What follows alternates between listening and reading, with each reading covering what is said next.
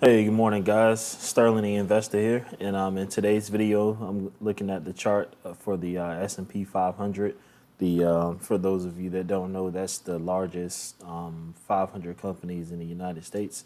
So we're going to take a look at this chart as it typically dictates the overall health of the stock market and overall state of the stock market.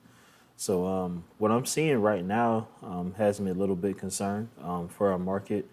And typically, when things go bad in this market, real estate follows and the overall economy follows as well. The first thing I like to point out is that, we are trending down at an extremely rapid rate in comparison to the rate in which we gained and rose over the last few years. So we've got this descending pattern here. However, in the last, 3 months, since about October, November, December, we're in January now. So about 3 months, we wiped out, over a year and a half worth of gains. So, that's, five, six times as fast that we're falling as we rose. So that has me a little bit concerned. The next thing that has me concerned is the fact that we had this aggressive of a move to break through the 500-day moving average. I know a lot of people use a 200-day moving average. However, I feel the 500-day gives you a little bit better, just a more overall state of what the market is. So with that in mind, the fact that we've been having lower highs, lower lows, and then we broke below the 500 moving average, along with this descending pattern, and us falling at a rate that fast. All of those are indicators that we are not headed for a good time in the stock market. Throw on a Fibonacci retracement from the last swing high. Price is right around the 61.8 area. And to me, this is going to dictate, it's going to give us a good indication of what's going to happen next.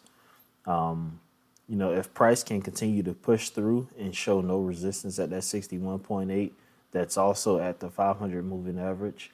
If price continues to push through and make higher highs, I think everything could be back to normal and, we've got nothing to worry about. However, I'm anticipating price to at least break down here, maybe retrace back up to the 38.2 and continue down.